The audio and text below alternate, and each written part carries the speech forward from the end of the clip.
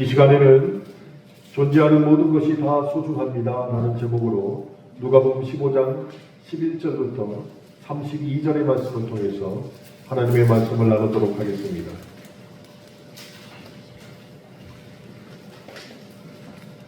누가복음 15장 11절부터 32절의 말씀을 저와 함께 읽겠습니다.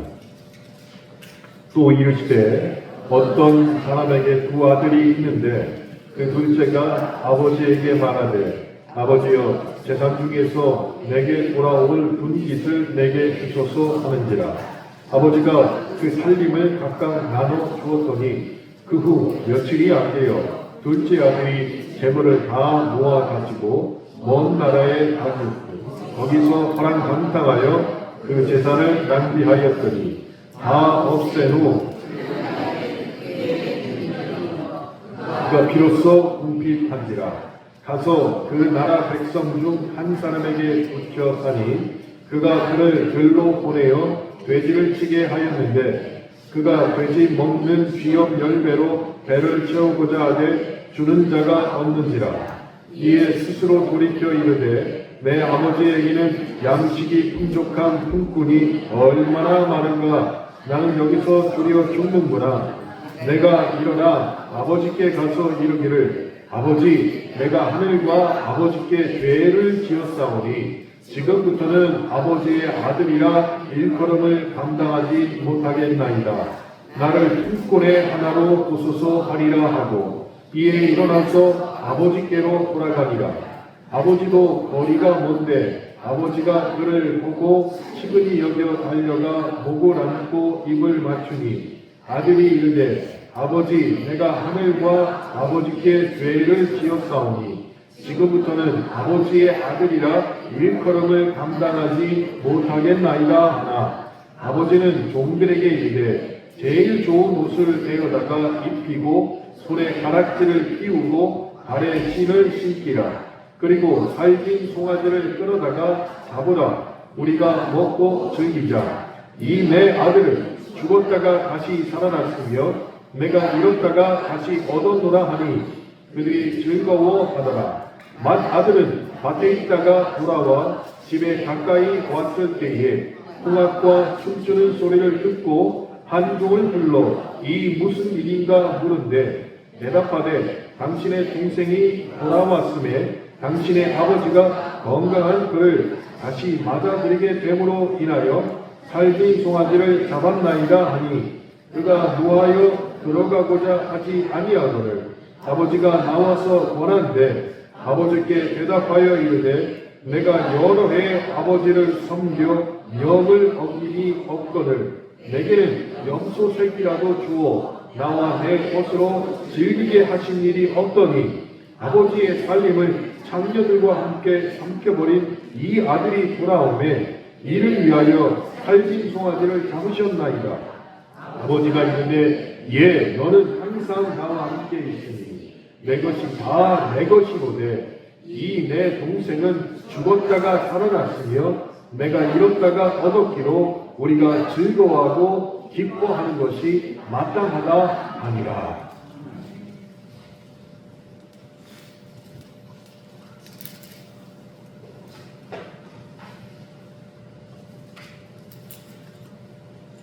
일반적으로 부모님께서 나이가 드시면 자녀들이 섬기는 것이 지극히 당연한 일이죠. 미풍양속입니다. 그런데 요즘 들어서는 워낙에 건강하시고 오래 사시니까 자녀들이 마치 캥거루 새끼처럼 나이가 50이 되든 60이 되든 부모님께 의지하고 사는 일이 참 많이 있는 것 같습니다.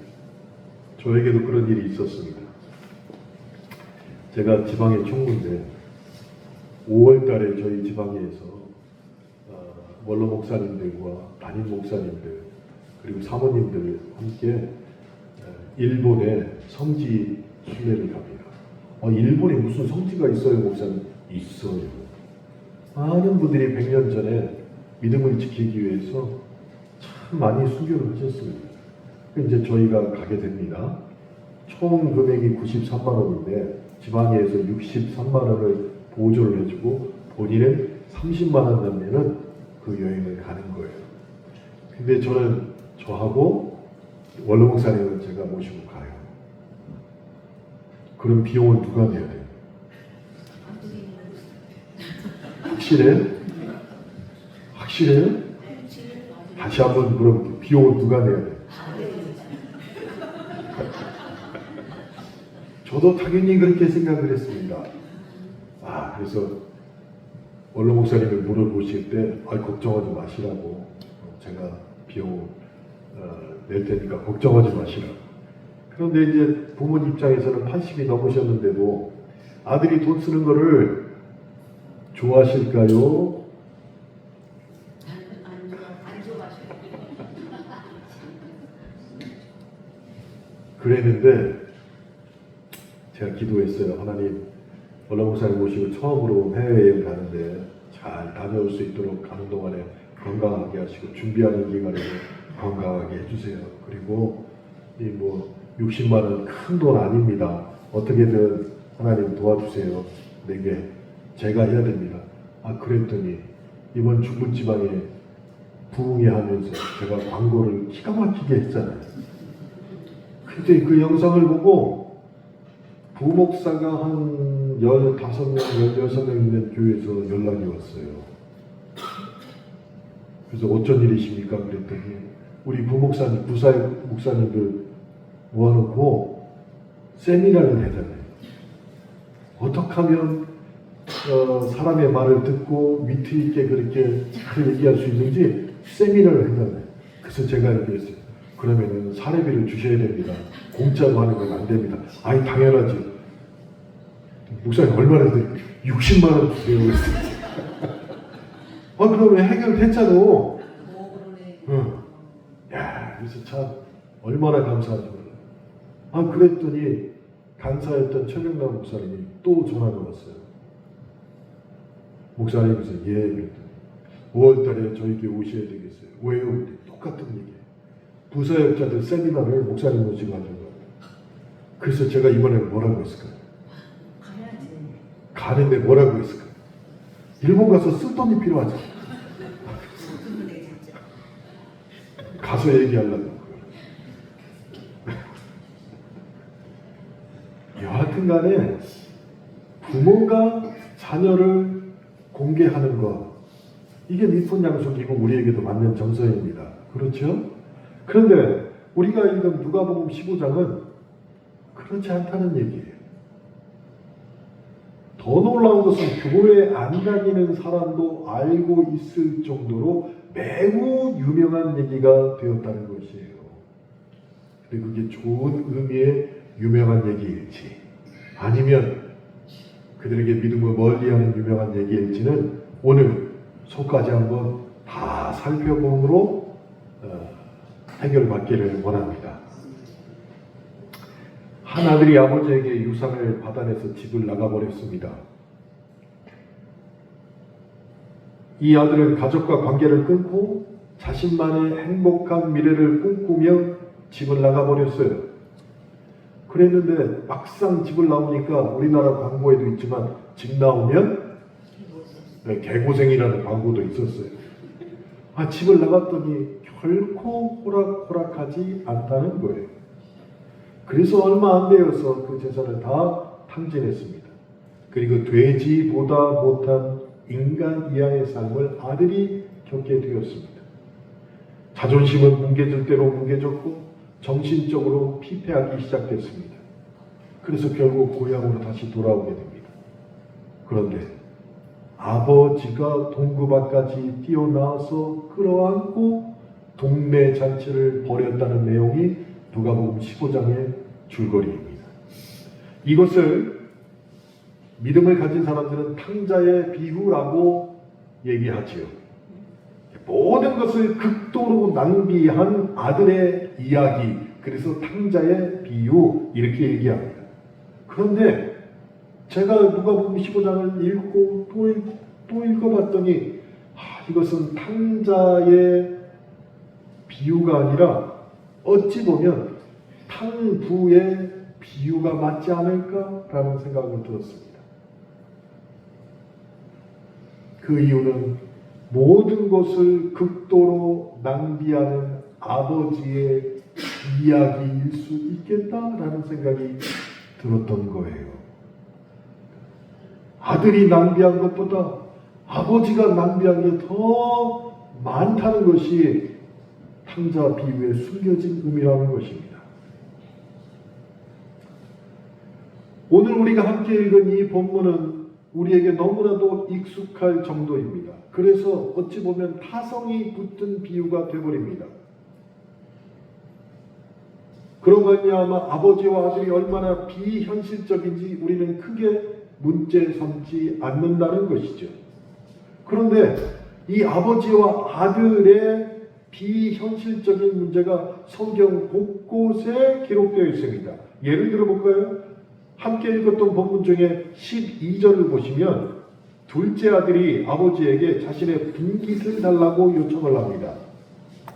그러니까 내가 받을 목을 미리 달라는 거예요. 즉 유산을 지금 빨리 달라는 거예요.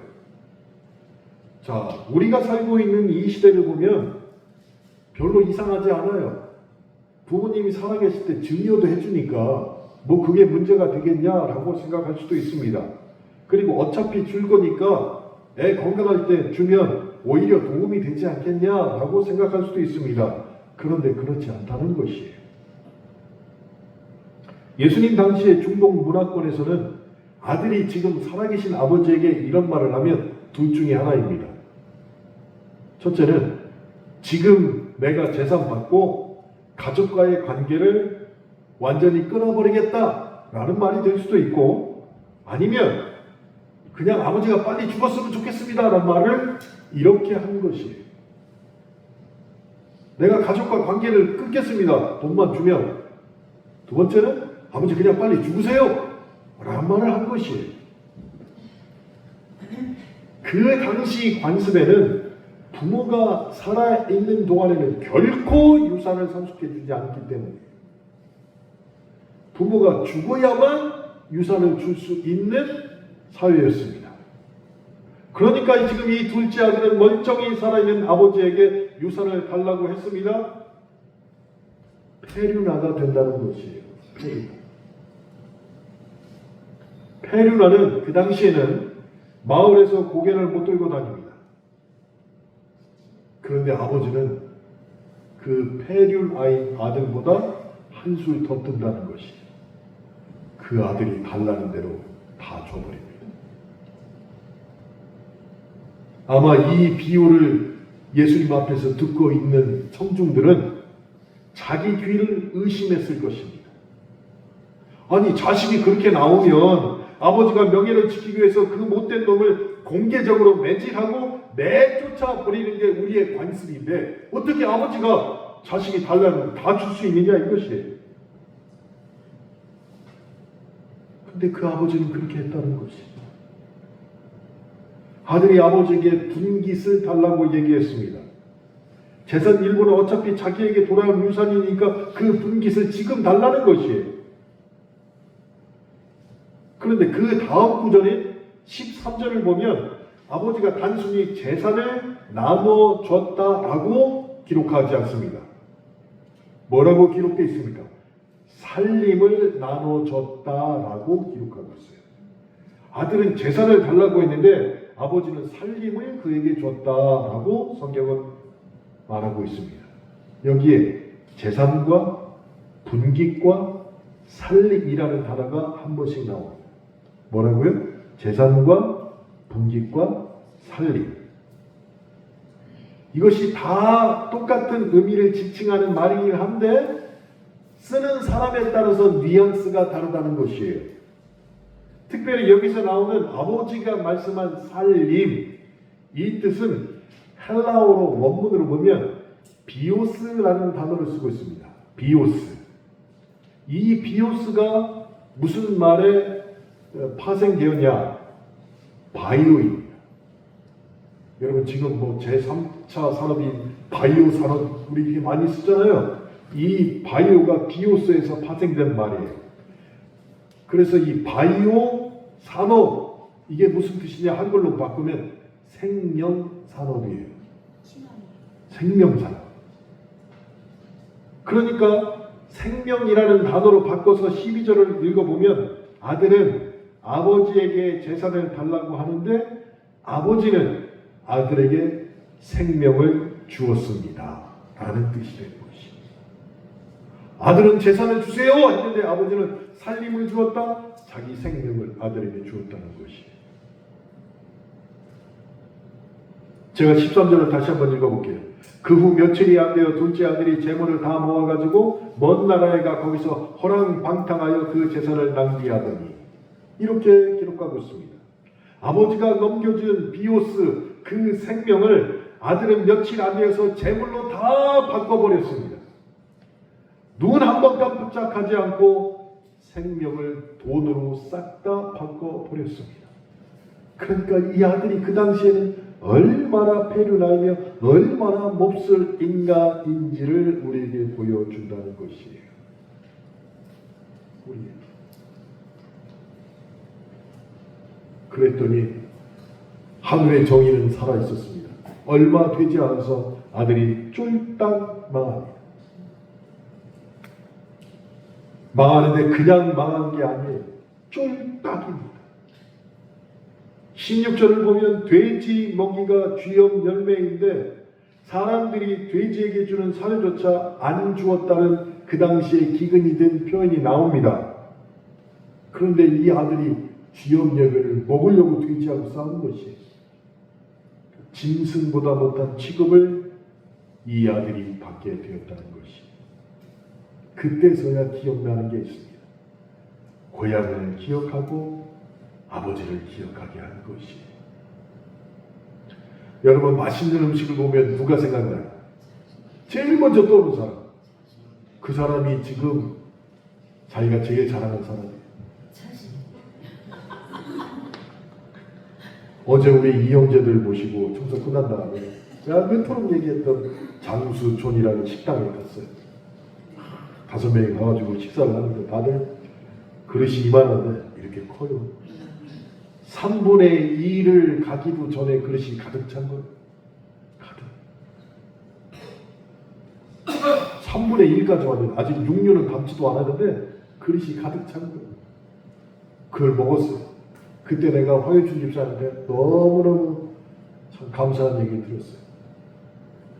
내가 집사님 여기 도시락도 팔어 7,000원이면은 이거 아무거나 다 담아가지고 현금 7,000원이요.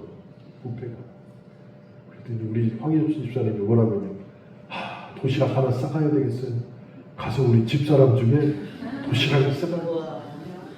그래서 내가 그 말을 잊어버리게 자꾸 다른 말을 걸어가지고 올 때는 그냥 오게 만들었어요. 왜냐하면 황현춘 집사님은 싸웠는데 당신은 왜 안 싸웠어? 이 말을 들을까봐 결국에 그냥 오게 제가 만들었어요. 하여튼간 좋은 걸 먹을 때 제일 먼저 떠오르는 사람은 자기가 지금 제일 사랑하는 사람이에요. 돼지 열매를 먹으면서, 그것도 돼지와 싸우며 먹으면서, 그때서야 아들이 아버지가 떠오르게 된 것이에요.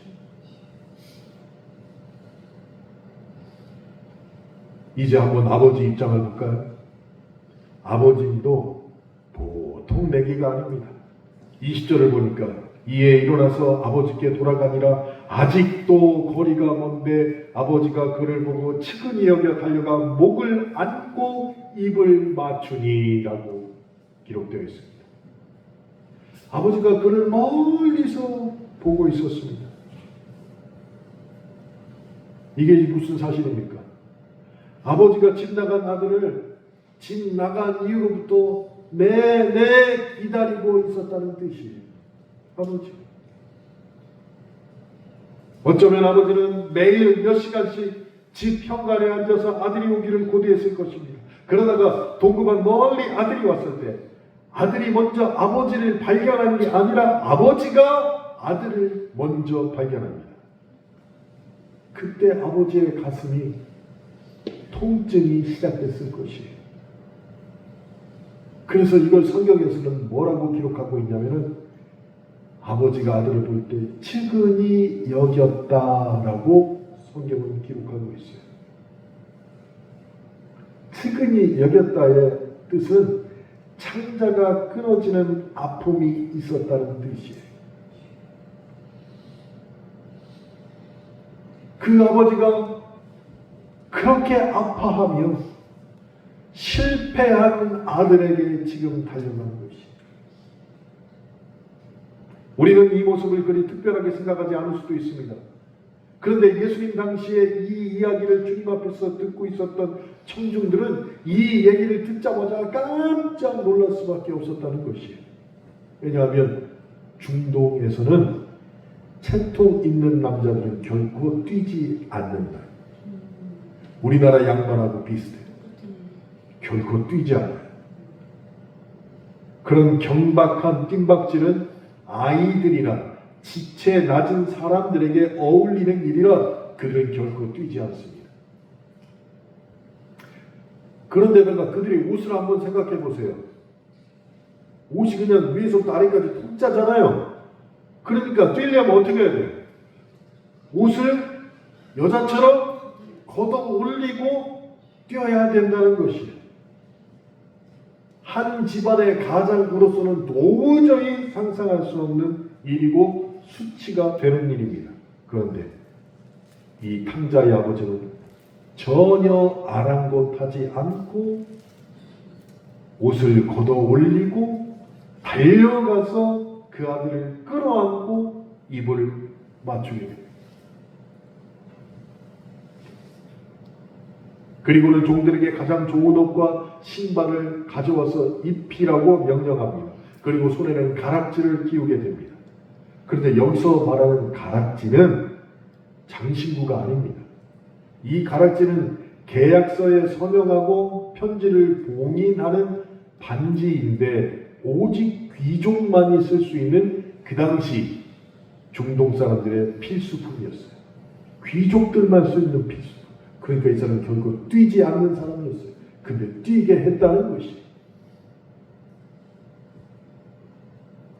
아들은 돼지 지역면을 먹으면서 아버지를 생각하고 달려왔습니다. 그리고 나서 끝까지 고민했던 게 주여 아버지여 나를 아들이라 생각하지 마시고 품고 내 안으로 써주세요라고 말해야지 하고 왔는데 아버지는 그 얘기를 듣기 전에 자신의 아들을 최고의 영예로 지금 높여주고 있습니다. 이게 아버지의 태도이고 사실적인 표현이라는 것이.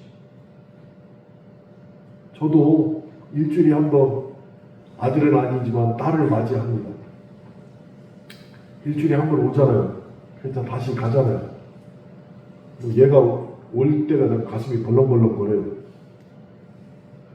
저희 아내가 늘 얘기해. 당신은 일주일 내내 과묵하다가 서희만 오면 그렇게 말이 많아지냐고. 일찍 자요. 몸이 안 좋으니까 아직도 막 50도로 틀어놓고 8시, 7시 반, 8시 되면 자려고 벌써 누워요, 저는. 근데 제가 오는 날이면은 잠이 안 와요. 그리고 자꾸 애들 방에 가서 이렇게 보게 되고. 같을 수는 없지만 그런 마음이 든다는 것이.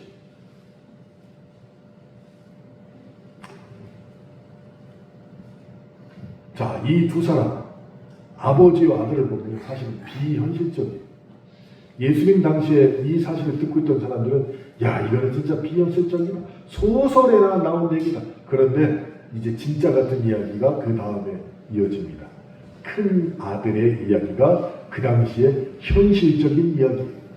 25절 이하에 그 큰 아들의 이야기가 나오죠. 일을 마치고 돌아왔는데 잔치 소리가 들리기 시작한 거죠.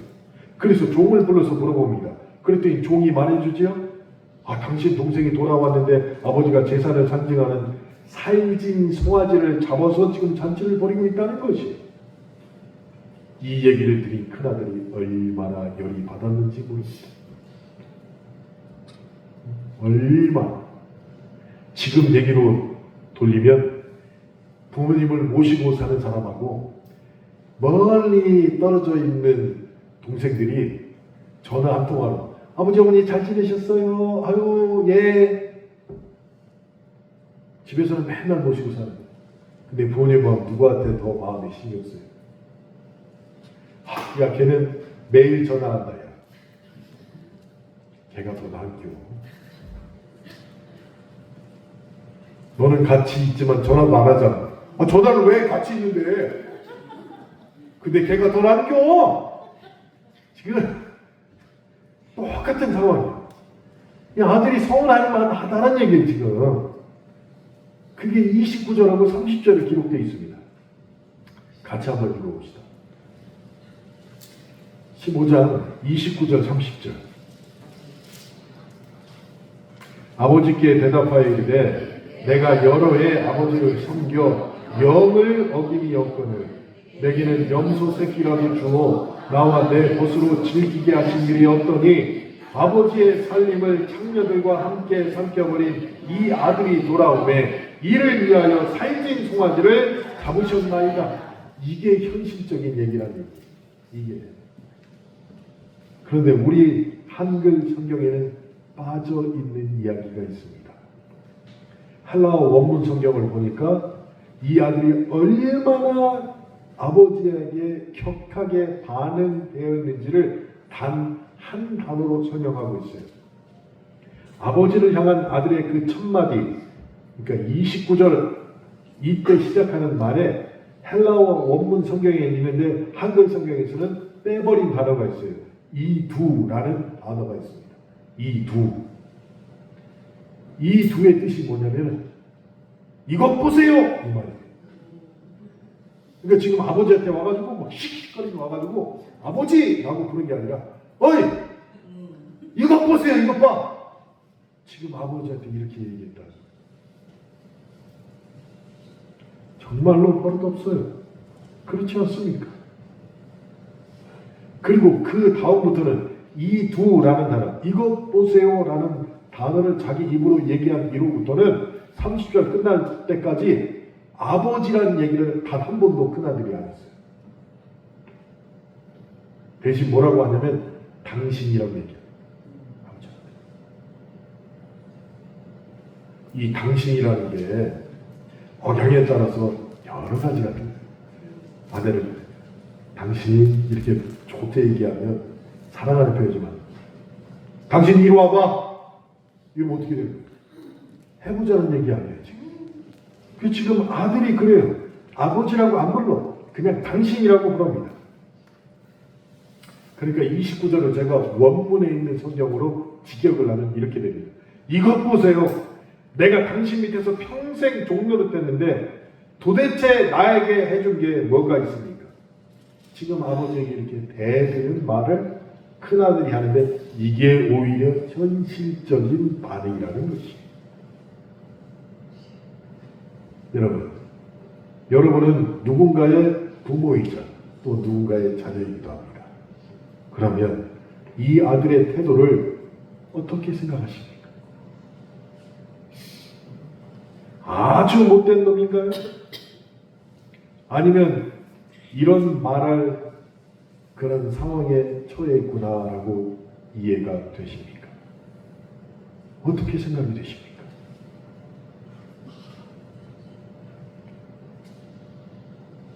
종종 우리는 이 탕자의 비유를 놓고 진짜 탕자는 집 나갔다 돌아온 둘째 아들이 아니라 큰 아들이라고 해석하는 경우도 많이 있습니다.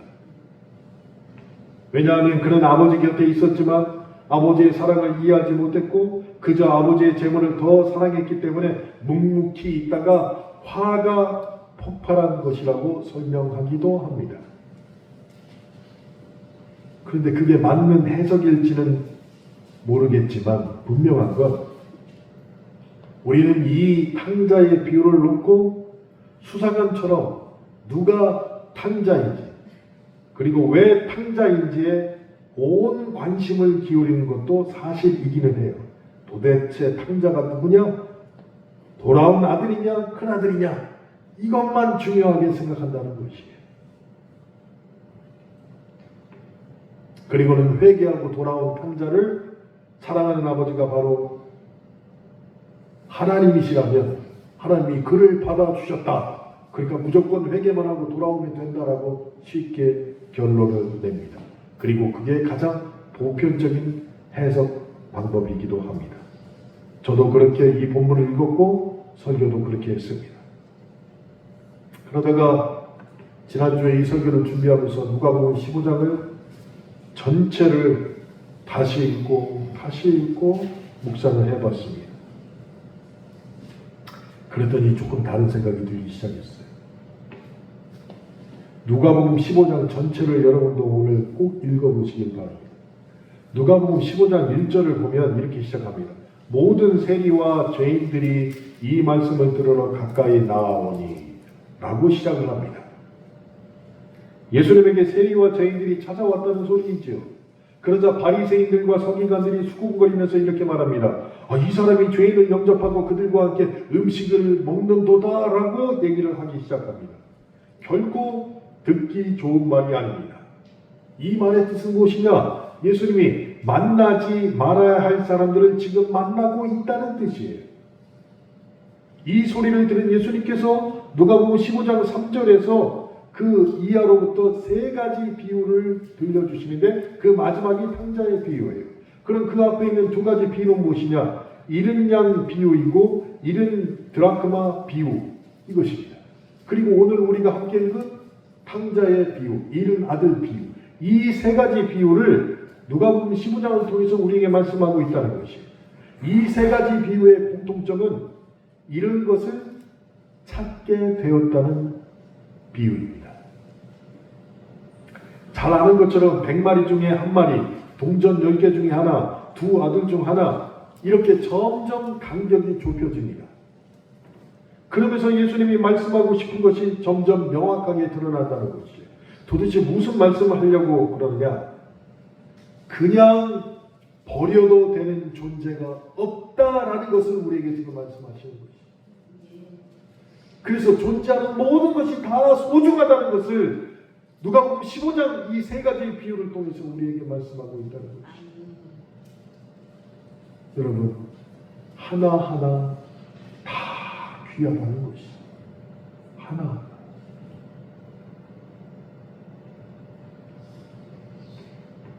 누가복음 15장의 이 세 가지 비유를 통해서 바리새인들과 서기관뿐 아니라 주님은 오늘 우리에게도 질문을 하고 계십니다. 우리가 살아가며 겪는 크고 작은 문제들이 분명히 있을 텐데 그렇게 살다가 누군가 또는 무언가를 잃었을 때 그걸 그냥 어쩔 수 없는 일이지 그렇게 아무렇지 않게 넘어가지 말라는 것이. 우리가 이런 말을 종종 쓰기도 합니다. 대를 위해서 소는 희생할 수도 있지 라고 말이죠. 근데 내가 소가 되면 어떻게 될까? 내가.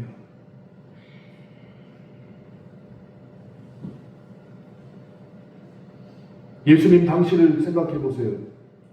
종교 지도자들이 병으로 고난받는 사람들을 보면 그냥 죄인으로 낙인 찍혔습니다. 저도 그 당시로 돌아가면 죄인이에요.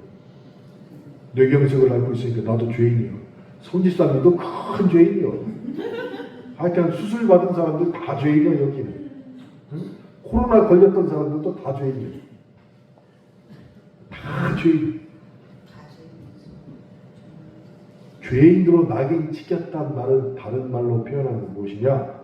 그런 사람은 버려도 괜찮은 사람이라는 뜻이에요. 구석으로 밀어놔도 되는 존재라는 뜻이에요. 그렇게 아무렇지도 않게 그 당시 종교 지도자들은 질병에 걸린 사람들, 연약한 사람들을 그렇게 몰아냈다는 것이. 그 사람들의 장애가 왜 생겼는지, 어떤 어려움이 있는지, 그들에게 질병이 왜 왔는지, 그리고 그 질병으로 어려움이 무엇인지, 그래서 그들을 품어주지는 않고 그냥 율법이라는 이름으로 아주 간단하게 그 사람들을 처리해 버렸습니다. 무엇이라고요? 죄인이라고. 그러면서 많은 사람들에게 너도 저렇게 안 되려면 똑바로 살아야 한다. 율법을 잘 지키면서 살아야 한다. 너무 쉽게 말했다는 것이. 그렇게 세상을 바라보는 관점이 너무 간단했습니다. 건강한 사람은 복받은 사람이고 병들고 가난한 사람은 저주받은 사람이고 하나님은 우리 편이고 너희는 악마 편이고 이렇게 너무나도 간단한 도식을 통해서 사람을 구분해 버렸다는 것이. 이 태도가 바로 누가복음 15장 1절로부터 2절에 나오는 암시된 사회적 분위기였습니다. 그리고 예수님이 누가복음 15장에 세 가지 비유를 들려주십니다. 그 비유를 통해서 이 태도를 주님이 흔들어 버리신 것이. 어떻게 흔드셨습니까? 그 어떤 누구도 내버려 되는 존재는 없다는 것이. 내버려도 되는 존재는 없다. 이 말을 또 다른 말로 해볼까요? 있어도 그만 없어도 그만인 존재가 세상에는 없다는 것이. 주님 보시기에. 여러분 잘 알고 있는 잃은 양 비유를 보세요. 목자가 양 100마리를 키우다가 한 마리를 잃어버렸습니다. 그러면 우리는 어떻게 생각해야 될까요? 에이, 한 마리쯤은 괜찮아. 남은 99마리에만 신경 쓰면 되지? 예, 이게 보편적인 일입니다. 그리고 그 당시에도 양을 키우다 보면 가끔 잃어버린 일들이 당연히 있었습니다.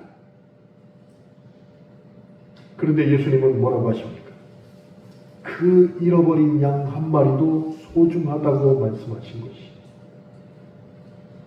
목자가 그 한 마리를 찾으러 지금 99마리를 두고 떠나는 이유가 모든 양이 다 소중하기 때문에 목자가 찾아 나선다는 것이.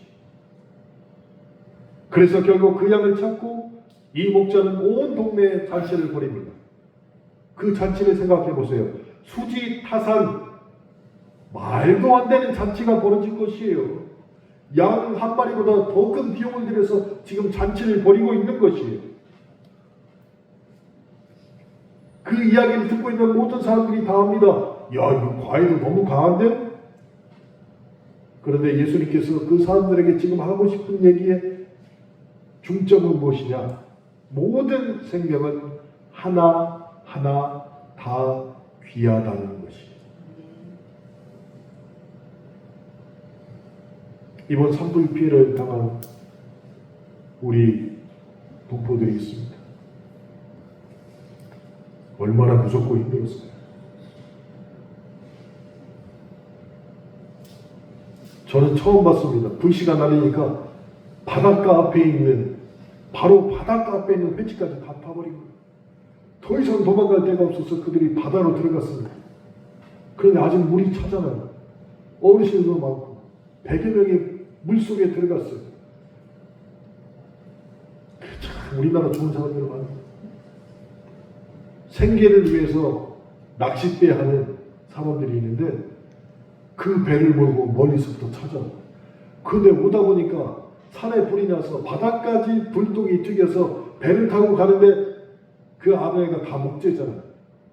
배를 타고 사람들을 구하러 가는데 바닥이 타기 시작하는 거예요. 한 사람은 선장을 운전하고 나머지 사람들은 바닷물을 끌고 와서 배에 불똥이 떨어지는 걸 계속 끄면서 가서 그 100명이 넘는 사람들을 다 구해낸 것이. 그냥 야 위험해서 못 가봤다.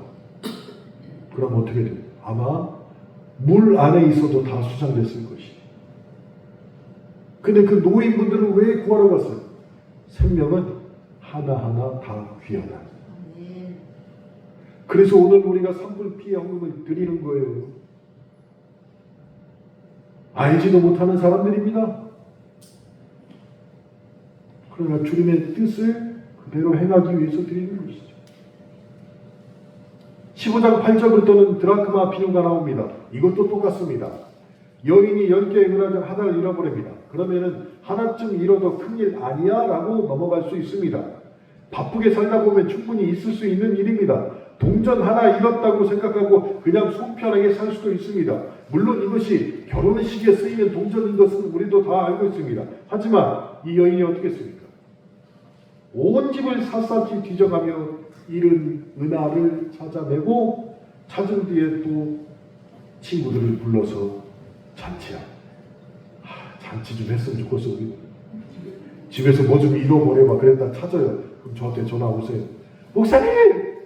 잃어버렸다 찾았으니까 응? 우리가 첫째 주, 셋째 주만 밥 먹는데 두 번째 주 제가 잔치할게요. 얼마나 좋아. 얼마나 좋아.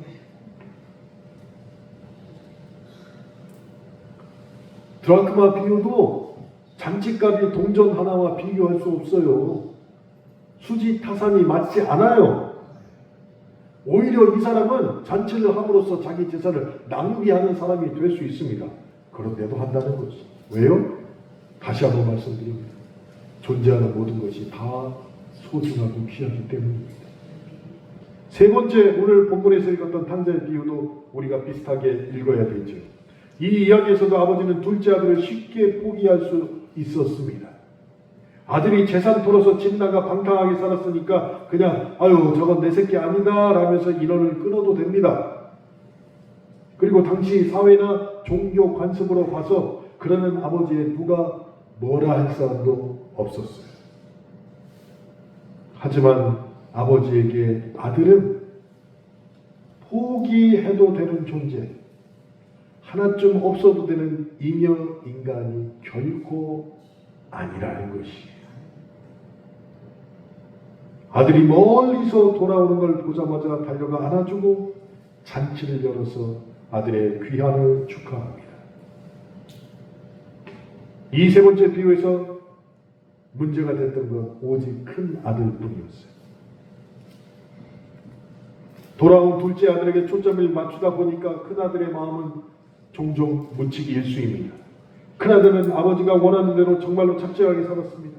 집과 땅을 잘 돌봤습니다. 늘 곁에서 든든한 버팀목을 내줬습니다. 그런데 아버지가 재산을 탕진하고 돌아온 아들을 환영하며 잔치를 벌일 때 아버지에게서 큰 아들의 속상함이 뒷전에 밀리게 되었다는 생각을 아들이 했다는 것이죠. 내가 그렇게 고생했네. 응? 정말로 잘 모시고 싶어서 정말로 난 최선을 다했는데 전화 안 했다고 나한테 저럴 수가 있어 아버지가? 동생한테는 미움이 갑니다. 야, 네가 와서 한 게 뭐 있냐? 전화 한 통하고 나서 네가 이걸 다 이런 이게 현실적인 얘기란 얘기요 지금 이게.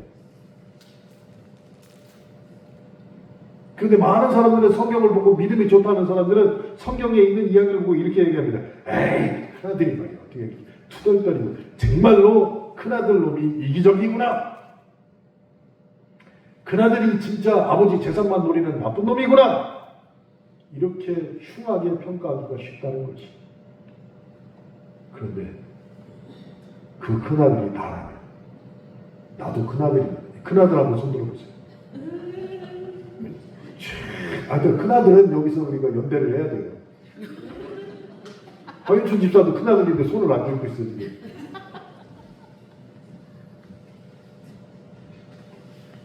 우리가 정말로 큰 아들의 입장이야. 그런 욕심보다는 큰 아들의 마음이 이러지 않았을까? 그냥 아버지 옆에 있으면서 아들로서 인정받고 싶은 욕구가 더 크지 않았을까라고 생각할 수 없는 것이. 큰 아들의 입장에서 보면 내가 이렇게 잘했는데 왜 나한테는 이런 대접을 하시지? 도대체 아버지의 마음을 이해할 수 없네? 이런 생각이 들만하지 않겠습니까? 그때 31절에서 아버지가 큰아들에게 얘기합니다. 내게는 이미 모든 게 다 네 거야. 이미 내게 다 네 거다라고 아버지의 속마음을 드러내게 됩니다. 그리고 위로합니다. 아버지가 왜 이런 말을 했을까요? 많은 사람들이 야 이기적이네, 재산에 더 관심이 있었구만, 이렇게 평가하고 생각하는데 아버지는 너 재산 다 네 거다 이 얘기가 아니었지. 내가 가지고 있는 모든 게 다 이미 네 거다. 물질보다 아버지의 따뜻한 인정과 칭찬을 네가 더 원하고 있었구나 라는 것을 아시고 큰아들의 마음을 위로해 주시는 것이. 왜요? 큰아들도 아버지 입장에서는 너무나도 소중하기 때문이에요. 그럼에도 불구하고 다만 설교자로서 또 믿음을 가진 사람으로서 큰아들의 모습을 보면 아쉬운 점은 있습니다. 큰아들이라는 지위와 자리가 변하지 않는데도 주위 환경과 비교하며 자기 자신의 고유한 모습을 잃어버린 점이 너무나도 아쉽다는 것이. 작은 아들이 돌아왔어도 잔치를 베풀어도 그 집안의 큰아들은 누구예요? 아, 얘요, 얘. 안 변해요. 그런데 그 환경만 보고 내가 큰아들이 아닐 수도 있어. 저놈이 큰아들이 될 수도 있어. 이렇게 불안했다는 것이. 그런데 우리가 그렇지 않는 것이. 우리가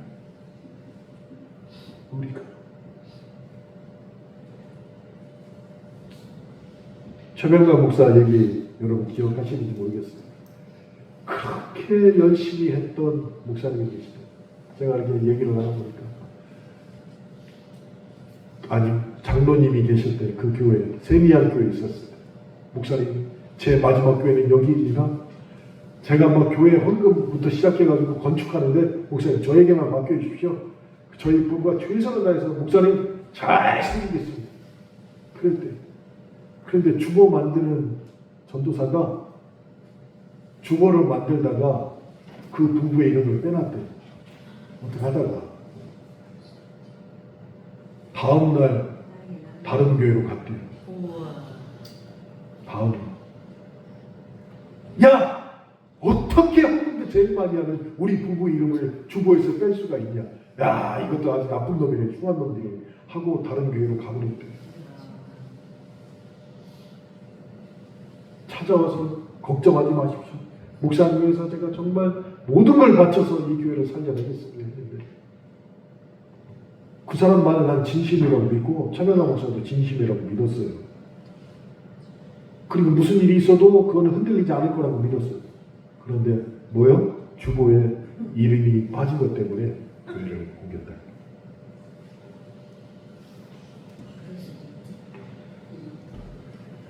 큰아들도 마찬가지로 자그멜이 와도 그가 큰아들입니다. 근데 잔치를 나를 위해서가 아니라 동생을 위해서 잔치를 보냈다니까 이게 가능해요. 근데 우리도 그렇지 않는 우리도 신앙생활을 하다 보면은 큰 문제 가지고 시험이 안 됩니다. 정말로 다른 사람들을 보면은 아무것도 안 돼 가지고 시험이 들어요.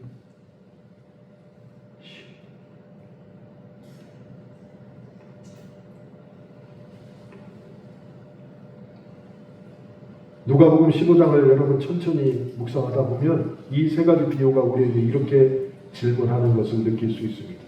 하나님께서 만드신 세상, 동물, 돈, 사람들은 내가 진짜 어떻게 대하고 있는지. 그러면서 예수님은 은근하게 누구도 무엇도 그냥 이뤄도 되는 것으로 여기지 말아라. 그리고 주위 환경 때문에 너 자신의 고유한 그 모습을 절대로 잃지 말아라 라고 말씀하시는 것 같습니다. 사랑하는 성도 여러분, 예수님은 비유 끝에 해설을 남기지 않으셨습니다. 그래서 그 몫은 저와 여러분의 것이라는 생각이 듭니다. 그렇다면